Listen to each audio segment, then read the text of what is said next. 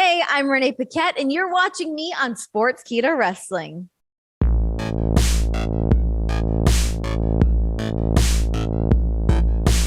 So, welcome to the first edition of the Sportskeeda Wrestling Awards.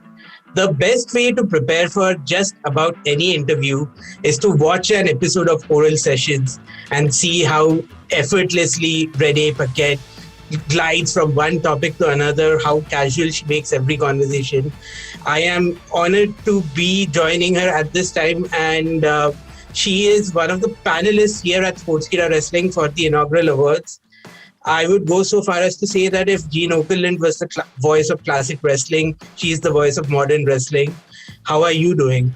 I'm doing great. Thank you. What a beautiful intro. I love that. Thank you. Yeah, things are good.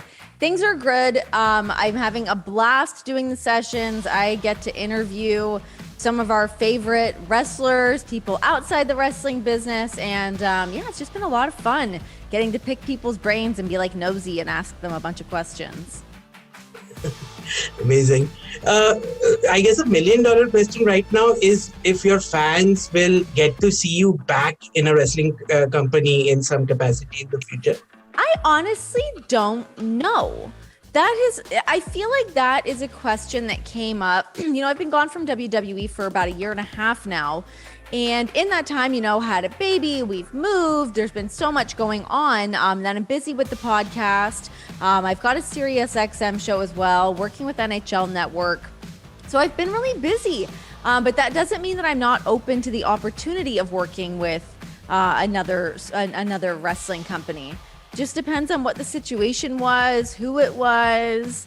I love wrestling, so it's one of those things that I always want to be around it, and I miss it. I really do miss it.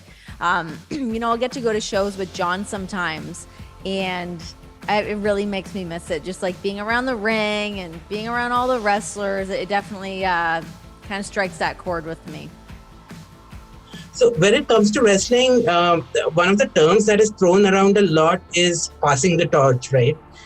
Who would you say has grabbed the torch since you have left? I mean, is it Kayla Braxton? Is it Sarah Schreiber? I think it's Kayla. I think it's definitely Kayla. I'm a huge fan of hers. I think she's awesome. I've always been a fan of Kayla's. Even when I was still working with WWE, she was somebody that I love to be able to step in there and be an ear, kind of lend some advice whenever she needed it, which honestly was not really that often because she knows what she's doing. But I love seeing her have this opportunity, what she's done with the bump, the moments, she's had on Talking Smack and Raw Talk, and even her moments with Paul Heyman. I love that she's been able to carry on having those moments with Paul Heyman, because I know that those were some of my favorite moments when I was working with WWE, is being able to have those certain personalities or certain WWE superstars that you have that kind of rapport with. It makes our job a lot more fun. So it's cool to see her and Heyman get to do that and kind of poke and prod each other all the time. I think you and Daniel Bryan had the same kind of chemistry. Would you say that? Yeah, absolutely. I loved working with Bryan.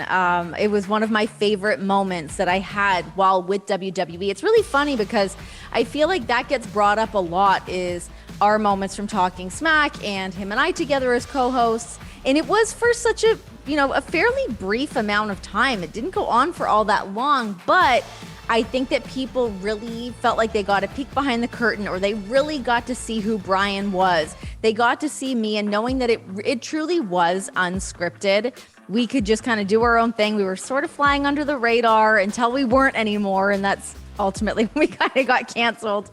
But no, I loved working with Bryan. I think he brings such a fun energy to professional wrestling. I mean, obviously, he's regarded as one of the best professional wrestlers in the world to ever do it. But I think just him as a personality, when he was a GM, being able to work with him on Talking Smack and all that. I mean, there's so many different layers to him that I think makes him such a cool character in the wrestling world. You mentioned being nosy during your interviews. Let me try and be nosy. Was there a specific incident that got the show cancelled? No, there wasn't an incident. I think it definitely wasn't an incident. It wasn't like at this moment, oh my God, something happened. It wasn't that. You could just kind of feel the show starting to change. When we first started out doing the show, it truly was just me, Bryan, and our producer, Mike Mansouri, who's fantastic. So it was really just the three of us kind of getting away with whatever we could every week. Really being able to have fun and also letting the talent come on and let them work within those parameters as well. Because, I don't want to say it's not a rigid atmosphere. That's not the right word. But regimented, I guess, is a better word for what it can be like sometimes backstage if you're handed a script and this is what your character's doing and blah, blah, blah. So it was really cool to sort of let go of those reins with Talking Smack and just letting the characters be who they were and kind of figure that out. And the stakes weren't as high. You're not on Raw, you're not on SmackDown. You could have a bit more fun with your character and with what you wanted to do. So I think it was a combination of, I guess, maybe feeling like we were seeing too much of people or maybe not the right sides of them that they wanted showcased on Raw and SmackDown. I think even maybe just some of our language, we were always talking about James Ellsworth and calling him the hog. So that might have been problematic. But yeah, it wasn't one specific moment. I just think the show wasn't quite what Vince wanted it to be. But I love that they brought it back and they wanted to try again, and the show still exists. It's much different now than from when we were doing it. And I think what they're doing now with it being more of a studio show, magazine style, you're throwing to interviews and, it's a little bit more of a clean look. We had that gritty guerrilla style version of Talking Smack, but I think that's what people love. They're so used to everything being so polished and produced. And this was a glimpse of something that wasn't that with some of their favorite people. So it was so cool to be a part of. Absolutely. Fans miss that version of the show. Hey, I'm Renee Paquette. Follow Sportskeeda Wrestling on Facebook, Instagram, Snapchat, TikTok, and Twitter. Yeah. So let's dive right in. Fans, all of you are aware that Renee Paquette is one of our panelists. She joins people like Rob Van Dam, Booker T, Vince Russo, Diamond Dallas Page, Bill Apter, and so many others. You get to hear her choices and you get to vote yourself. So do that. Before we dive into the categories, who would you say had the better year? Would you say it was WWE or AEW? Whew. Well, I have to say AEW did.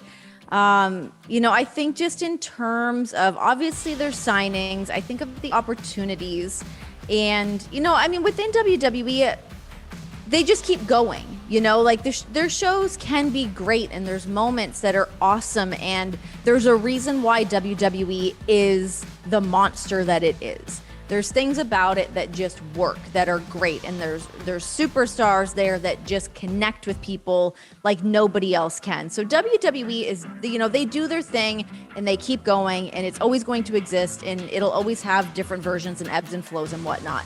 But I think being able to see AEW come in and truly disrupt that space and really seeing people obviously I'll use my husband, for example, to see him move over from WWE to AEW. Now seeing, Keith Lee has just jumped over there. CM Punk is there.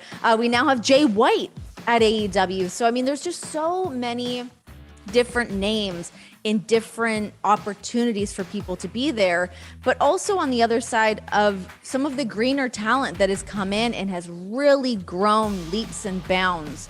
You look at somebody like a Tay Conti, who I think has done exceptional in this last year. Sammy Guevara, of course, as well, he's just blown people's minds. MJF, I feel like they are more of those homegrown talents within AEW, and it's really cool to see them all thriving. And, with a new company, of course, there's things that will, there's going to be some hiccups, there's going to be some roadblocks along the way. Not saying that everything's perfect, but I think in terms of opportunity and in terms of people having fun and a show just being professional wrestling, it's AEW. So you mentioned your husband. He misses out as a nomination in this category because his comeback happened in 2022 and we are talking about 2021. But let's look at comeback of the year. The nominations are, we have CM Punk's big AEW comeback. We have Becky Lynch returning from motherhood. We have Brock Lesnar making his big comeback at SummerSlam. We have Christian Cage coming back and also becoming the Impact champion. And we have Big Cass or W. Morrissey, who went back to Impact and who's making such a big impression there. Who would you say is your comeback of the year? Oh, gosh. So my gut instinct, of course, is to say Punk. Right. He's been gone for 7 years. He essentially is and has been the heartbeat of independent wrestling and professional wrestling for so long. So to have him be gone and have his absence, but now to finally have it back, I mean, I don't think anyone can top the return that CM Punk had in Chicago, the run he's been able to have. I mean, you even look at the match that he just recently had with MJF again in Chicago. And, in terms of putting over newer talent, seeing that the guy can still go, he's in great shape. He is happy. He loves wrestling again. So I have to go CM Punk, but I would be remiss to not go on like a little bit of a tangent here about Christian Cage as well. Because I think that was one, it's not that it slid under the radar, but like we need to make a huge deal out of the fact that Christian Cage is doing what he's doing. He is one of the best. He's an absolute ring general in terms of knowledge, in terms of leading other people through matches, in terms of creativity and putting matches together and innovations and whatnot. I mean, he is one of the absolute best to ever do it. So, almost in a similar Punk fashion, but this, he was gone for such a long time, but he was out with injuries. We thought we were never, ever going to see Christian wrestle ever again. So to have him show up in the Royal Rumble, blow people's minds, like, wait, what? Had the moment, for him to see Edge, to have that moment with those two together, and then just after that, he shows up in AEW. So I think when you're talking forbidden door moments, he used that like a revolving door. I think it was really cool to see him in both promotions so close together. So I give it to those two. But man, Becky Lynch coming back after having a baby, it's so hard for me to pick. She just looks so good, and she's just at the top of her game. I can't say enough good things about Becky Lynch. But I know that she's such a badass, and we knew she was going to return at some point, where I think it was such question marks about Punk and it was about Christian. So anyways, final answer, CM Punk. I have long-winded answers. Sorry. You were part of CM Punk's other big return. Yeah. Maybe not as big, but like significantly big. I opened the first forbidden door. Can I just say that? I was like the locksmith with the first forbidden door. I at least texted him the code to get in. What was that like? I mean, you were probably the only person you knew, right, back then? There was, so I knew, we shared an agent at the time. So, obviously he knew, but as far as like people like within, like there was people in the control room like that worked for WWE that were there at Fox and did not know he was coming back, and they were freaking out in the control room like, oh my God, what's happening, like in like a bad way, as if we had like done something we weren't supposed to do. We're like, it's okay, everybody, we all know, it's all cool, everyone's, contracts have been signed, everyone's good and cool.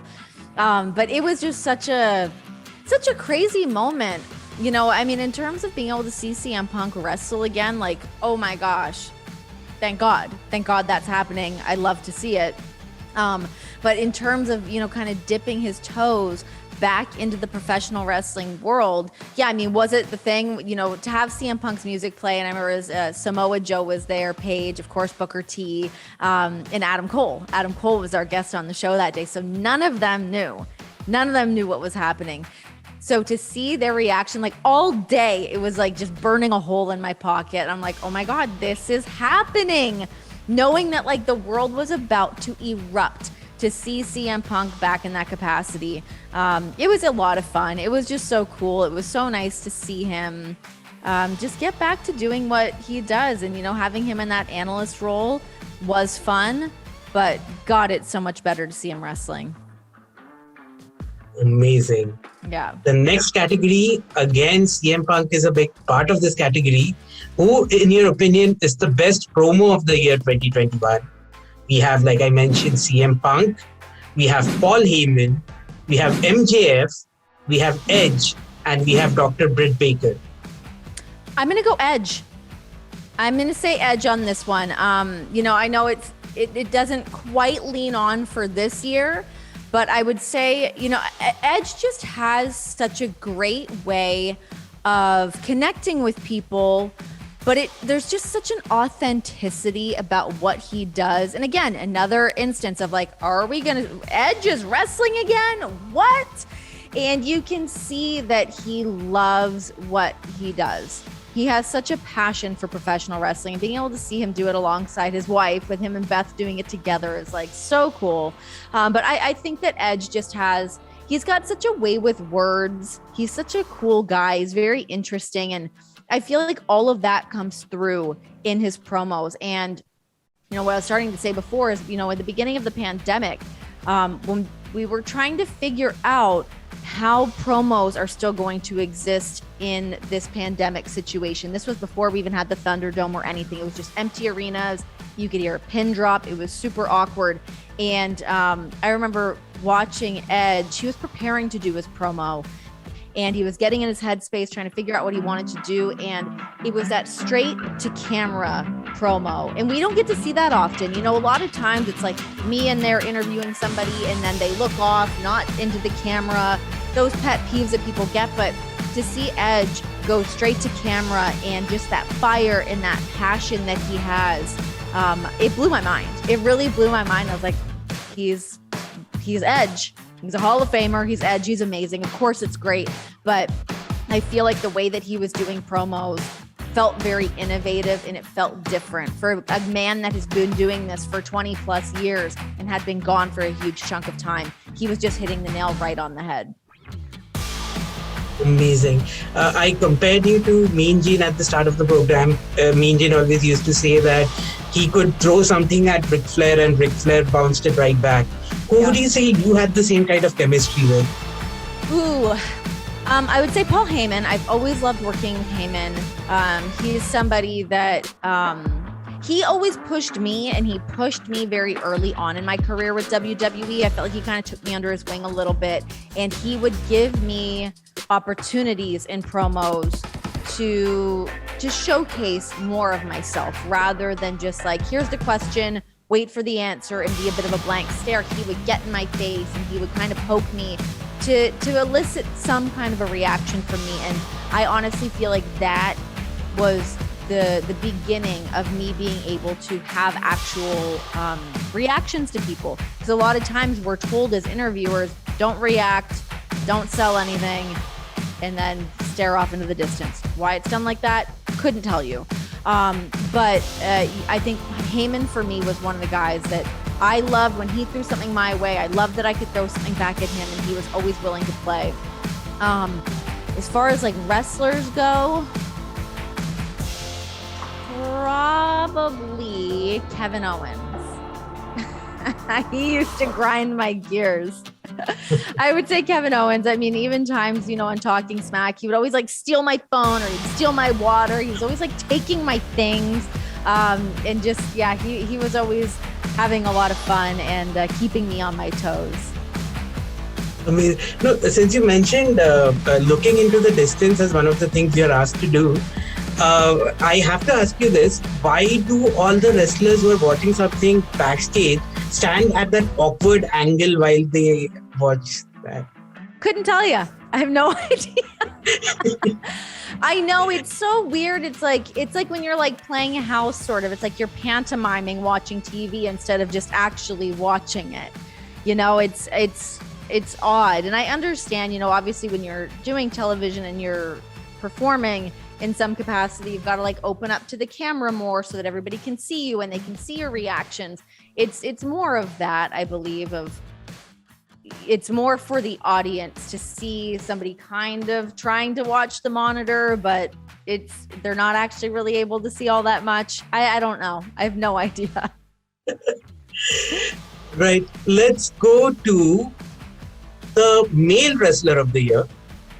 We have Roman Reigns. We have Big E. We have Bryan Danielson. We have CM Punk. And we have Kenny Omega. Oh my God. I mean, could there be a more stacked category gosh. Okay. I'm torn between Roman Reigns and Bryan Danielson. I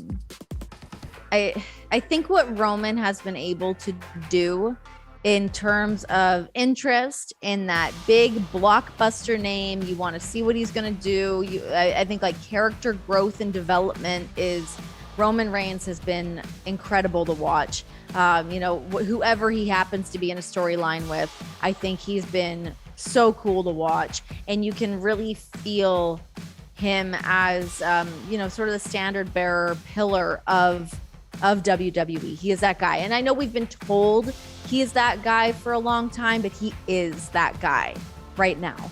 But then on the other side, you've got somebody like Bryan Danielson, and I think when you're talking professional wrestling, and not to take away at the entertainment side of things, he's fantastic with that as well. But when you're talking just professional wrestling alone, he is the guy that everybody else looks to for inspiration. He's a guy they look to see, how holds are done, the different moves that he's doing, and the fact that he showed up in AEW, that was another one that really blew people's minds. I think everyone was like, is this happening? Is this actually going to happen? We think it's going to happen, but we're not sure if it's actually going to happen.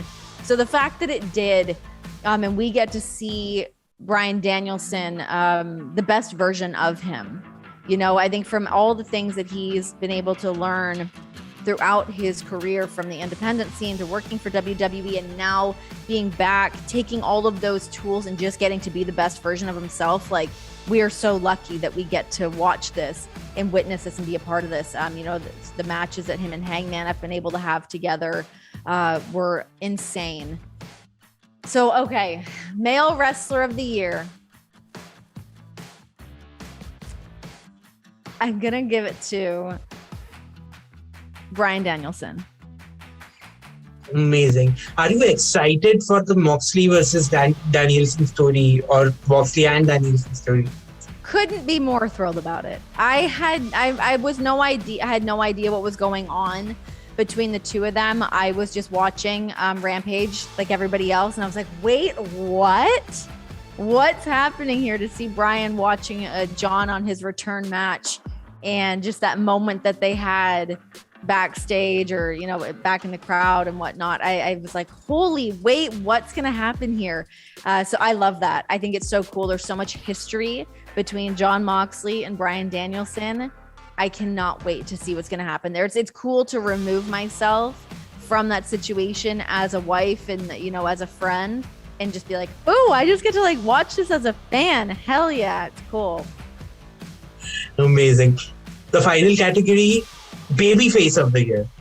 Would you say it is Big E, Liv Morgan, King Woods, Darby Allin, or Hangman Adam Page? Big E. Big E all day, every day. That's my guy. Big E with his championship run was incredible. He's also just an exceptional human being. He's an exceptional human being. He's an exceptional professional wrestler. I thought he was an absolute outstanding champion. I loved him at the tippy top of that company. I think that that's exactly where he belongs, in terms of like a big man that can move, that's oddly flexible. He's so great. He's so entertaining. He's so charming. He's just that guy that everybody roots for. Nobody goes, Big E's not really for me. I'm not a Big E guy. Nobody says that. Literally, those words don't exist. So it's Big E for me, hands down. A lot of these categories have been hard for me to pick, but this one, Big E. Amazing. So before we sign out, how exciting was it when the New Day were guests on Talking Smack? Was that an exciting thing? Always. Those guys are nuts. I loved working with them. They were so much fun. I actually always remembered I was doing a panel for one of the pay-per-views, a kickoff show, and Big E was one of our guests on it. And I remember like when I mentioned his flexibility, he was like sitting in a stool and somehow managed to get both of his legs just straight up in the air over the desk. I don't understand how this man's body works. But no, those guys are just so much fun to work with. They're like, from doing backstage segments with them, doing promos with them, doing interviews with them. I love the New Day guys. They're the best. Thank you so much for your time. You have heard Renee's picks. Now it's time for you to vote. Log in by clicking on the link in the description and you could win a lot of exciting prizes. So we'll catch you all soon. Before we go, one last question, and I don't know if you've ever spoken about it. How did you get the last name Young? How did that idea come? So I got the last name Young. So initially my last name was supposed to be Renee Sterling. That was the email that was sent to me. The subject title was Renee Sterling. And I was like, wait, what? So I did not love Sterling. So they were like, all right, well, send us back some other options. So I was literally like scrolling through my record collection and I was like, whose name can I steal? Who do I love? So I was looking at Prince, whose last name is Rogers. I was like, hey, Renee Rogers. And then I tried Renee Rustin, which is Audrey Hepburn's real last name. I had a few others, but then I came to Neil Young, a Canadian singer, songwriter, advocate. He's just the coolest dude ever. I love Neil Young. So I sent them Renee Young, and that was the one that they wanted. So it's all a tribute to Neil Young. Amazing. Thank you so much for your time, and I'll catch you soon. Thank you.